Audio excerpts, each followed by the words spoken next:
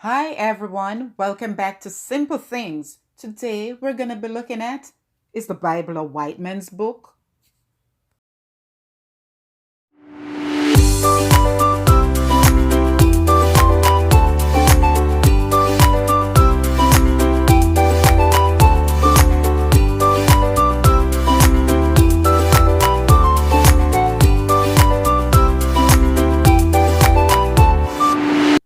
Before we get into the video, I'm going to ask you to like, comment, share, and please subscribe to my channel by clicking on the word written in red, subscribe, below this video. You can also click the bell icon so you can get notifications as soon as I upload a new video. Thanks. The word Bible originates from the Greek ta biblia, meaning the books. What we have as the Bible today was actually scriptures written on scrolls in 3 different languages. Most of the Old Testament was written in Hebrew, but some, like Daniel and parts of Ezra, were written in Aramaic. The New Testament was written in Greek. The order in which the books are presented in the Bible does not indicate the chronological order in which the original scrolls were written, nor the chronology of the events themselves. It is generally held by ancient Jewish tradition, for instance, that the book of Job was written by Moses even before he recorded the events found in the book of Genesis. Another good example is the book of Daniel. Chapter 7 begins, "In the first year of Belshazzar, king of Babylon." Yet, chapter 6 chronicles the reign of the Medo-Persian Empire, beginning with the words, "It pleased Darius to set over the kingdom 120 princes." Chapter 8 then reverts to the 3rd year of Belshazzar's Babylonian reign, while chapter 9 jumps forward to the 1st year of the Median king Darius. It is interesting to note that the Bible is a book that tells us everything about itself. It is also of interest that this is the very fact which prevents many people from accepting these writings as divinely inspired. All scripture is given by inspiration of God, Paul writes in his letter to Timothy. Additionally, the book of Revelation begins with the words, "The revelation of Jesus Christ, which God gave unto him, to shew unto his servants things which must shortly come to pass. And he sent and signified it by his angel unto his servant John." The sentence is clearly self-explanatory.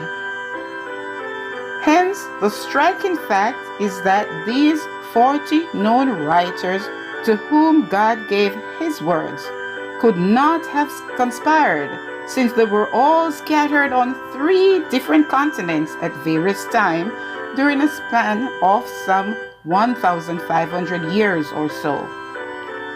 These 3 different continents on which the Bible was written are what is known today as Europe, Asia, and Africa.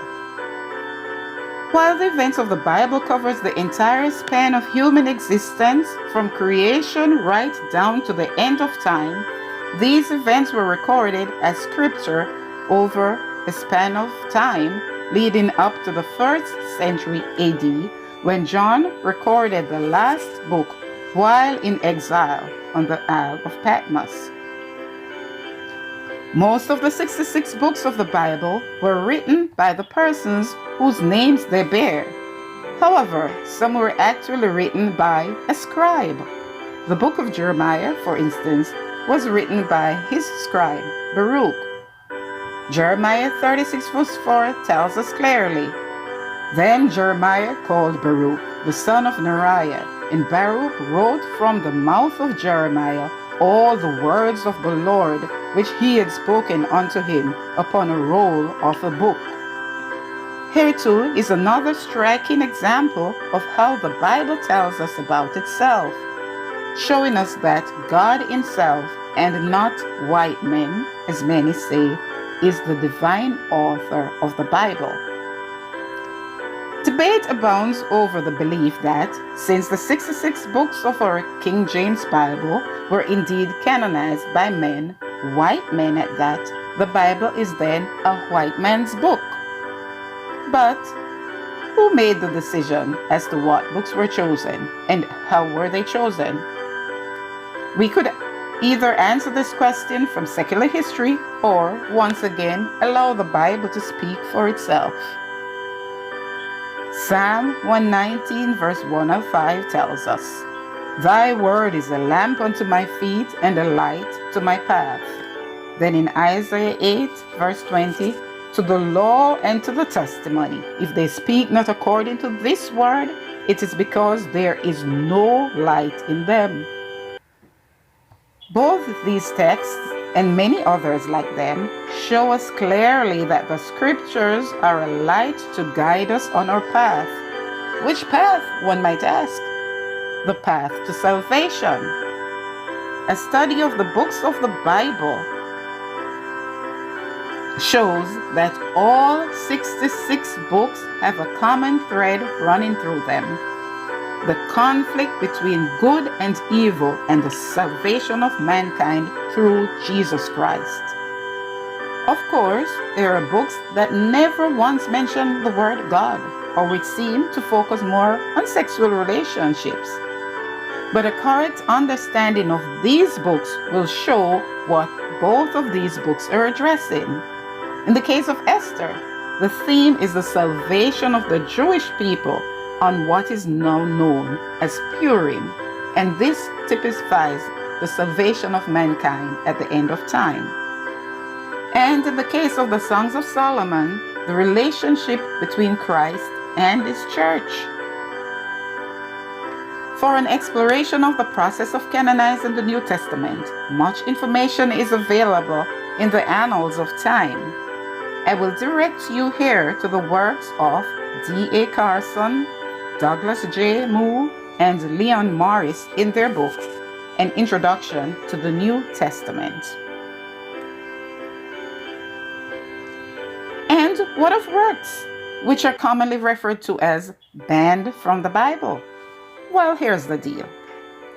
Prayerfully examine the Bible for yourself.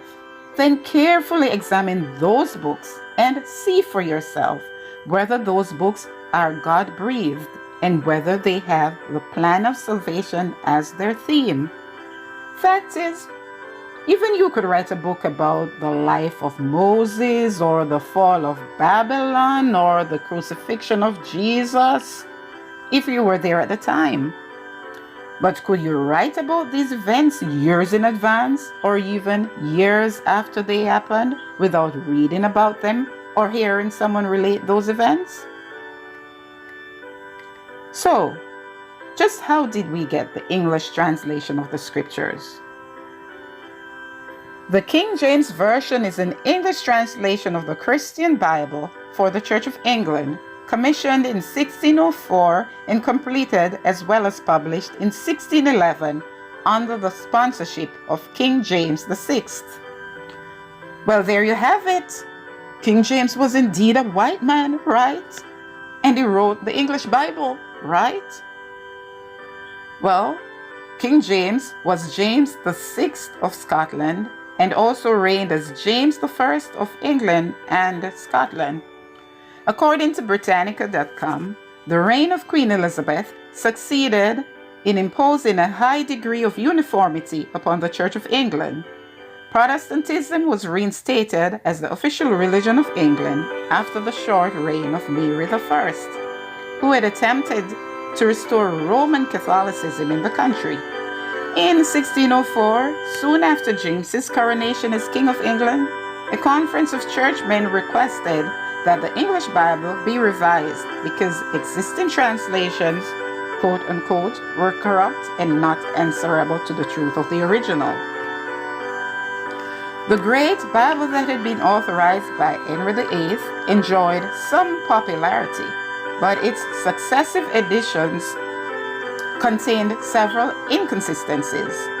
The Bishop's Bible of 1568 was well regarded by clergy, but failed to gain the wide acceptance or the official authorization of Elizabeth.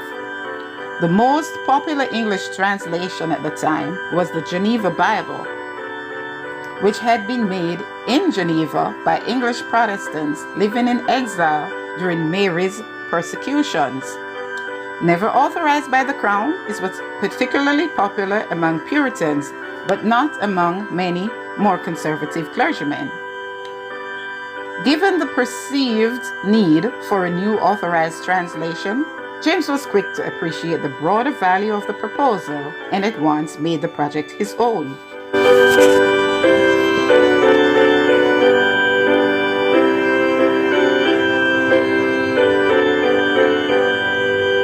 In June 1604, James had approved a list of 54 revisers, although extant records show that 47 scholars actually participated. They were organized into 6 companies. Richard Bancroft, Archbishop of Canterbury, served as overseer and established doctrinal conventions for the translators. The result was the King James Version, published in 1611.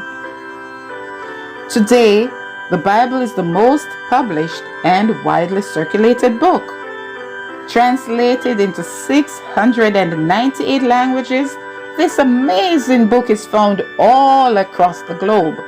It is the most hated and at the same time the most loved book of human history. As previously stated, the theme of the Bible is salvation through Jesus Christ. One cannot help but marvel at the humility, grace, and the depths of love revealed through this amazing book. It is my prayer that, now that you know these basic facts about the Bible, you will be convicted to search this book for yourself, and in so doing, meet the man who this book characterizes, Emmanuel, God with us.